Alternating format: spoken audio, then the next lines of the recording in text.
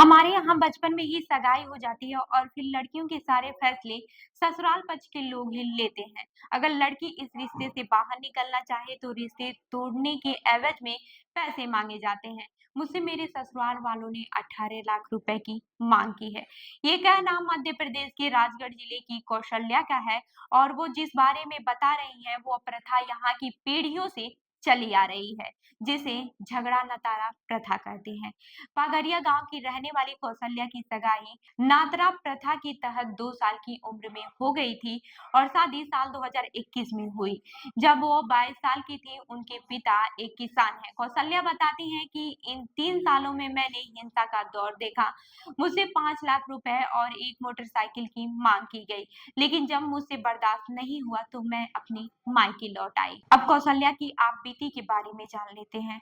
सामाजिक दबाव और रिश्ता टूट जाने के डर से कौशल्या के परिजन नहीं चाहते थे कि बात आगे बढ़े और शुरुआत में उन्होंने कौशल्या को समझा बुझाकर कई बार ससुराल वापस भेज दिया।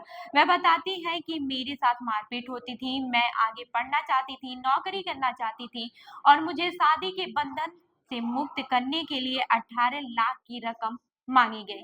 लेकिन जब साल 2023 में वह मायके आई तो उन्होंने ठान लिया था कि वह वापस ससुराल नहीं लौटेंगी। हालांकि परिवार वालों ने फिर मनाने की कोशिश की और वो ये जानते थे कि ससुराल की मांग के अनुसार रकम चुकाना आसान नहीं होगा। वही यह मामला पंचायत के पास पहुंचा और इसमें ये फैसला लिया गया कि अगर कौशल्या शादी तोड़ना चाहती हैं तो उसे 18 लाख रुपए देना होगा। कौशल्या सोंदिया समुदाय से आती हैं और ये अन्य पिछड़ी जात से आता है। इस समुदाय के लोग पुलिस या फिर कानून का सहारा लेने के बजाय पंचायतों से अपने मामले निपटाने को तरजीह देते हैं। आपको बता दें कि पगड़िया गांव विकास के मामले में पिछड़ा हुआ दिखता है। यहाँ मुख्य सड़क गांव के प्रवेश करते ही टूटी-फूटी दिखने लगती है।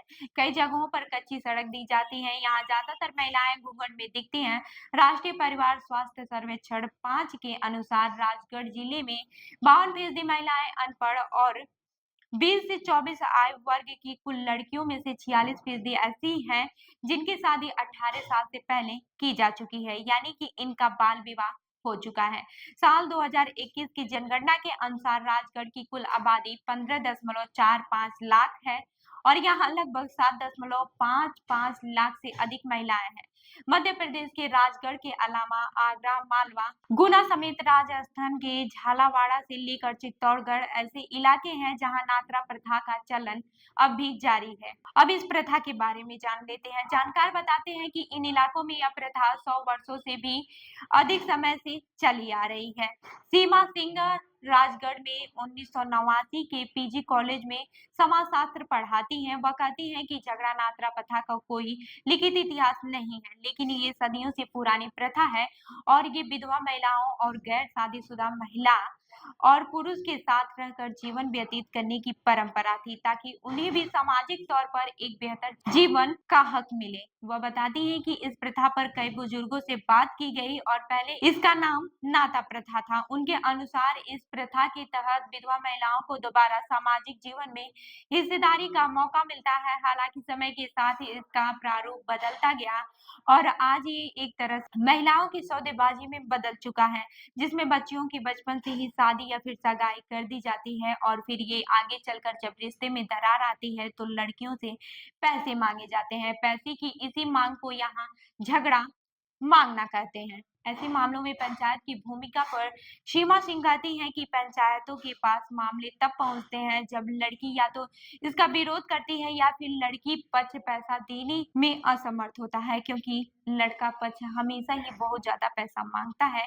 पंचायत में उसके ही समाज के लोग बैठकर ये फैसला करते हैं कि लड़की को उसकी आजादी के बदले लड़के को कितना पैसा देना पड़ेगा। वहीं स्थानीय पत्रकार और सामाजिक कार्यकर्ता भानु ठाकुर कहते हैं कि इस प्रथा का प्रभाव स्थानीय लोगों के बीच इतना ज्यादा है कि ये सगाई कोर्ट मैरिज से भी ज्यादा पक्की मानी जाती है। बीते 3 सालों में झगड़ा नातरा प्रथा के 500 से अधिक मामले केवल राजगढ़ जिले में दर्ज किए गए। हालांकि भानु ठाकुर कहते हैं कि ये केवल वो मामला है जो रिपोर्ट हुए हैं। ऐसे कई मामले हैं जिनकी रिपोर्टिंग नहीं हुई है। ऐसे में इनकी संख्या और अधिक हो सकती है। आपको बता दें कि वही इस कुप्रथा को जड़ से मिटाने के लिए रामकला बीते 6 सालों से काम कर रही है। वो खुद ही इस प्रथा की सर्वाइवर हैं और वो कहती हैं कि जब वे पीछे मुड़कर देखती हैं तो उन्हें ये चमत्कार से कम नहीं लगता है। इस प्रथा के कारण रामकला को अपना घर तक छोड़ना पड़ा। वे फिलहाल पोस्ट ग्रेजुएशन कर रही हैं और इस प्रथा के खिलाफ बच्चियों और महिलाओं की मदद कर रही हैं। रामकला बताती हैं कि हमारे लिए लड़कियों को छुड़वा पाना काफी कठिन है। लड़कियों पर झगड़े के रूप में पैसे देने का सामाजिक दबाव बहुत ज़्यादा होता है। ऐसे में हमारे पास जैसे ही कोई मामला आता है, हम सबसे पहले कोशिश करते हैं कि ये मामला पुलिस तक पहुँचे। कई मामलों में हम लड़के और उसके परिजनों से बातचीत भी करते हैं। अगर वह लोग समझते हैं तो ठीक है, वरना फिर कानून का सहारा लेकर लड़की की मदद करते हैं। हालाँकि रामकला, मोना सुस्तानी और अन्य लोग अलग-अलग माध्यम से इस कुप्रथा में फंसी लड़कियों का सहायता करने की कोशिश कर रहे हैं। लेकिन कौशल्या और मांगी बाई जैसी यहाँ हजारों लड़कियां जो अपनी जिंदगियों और उसकी आजादी के लिए लाखों रुपए चुकाने को मजबूर की जा रही हैं। तो इस खबर पर क्या है आपकी राय, हमें जरूर बताएं। मैं हूँ रूबी आपके साथ और आप देख रहे हैं जन दर्पण न्यूज। धन्यवाद।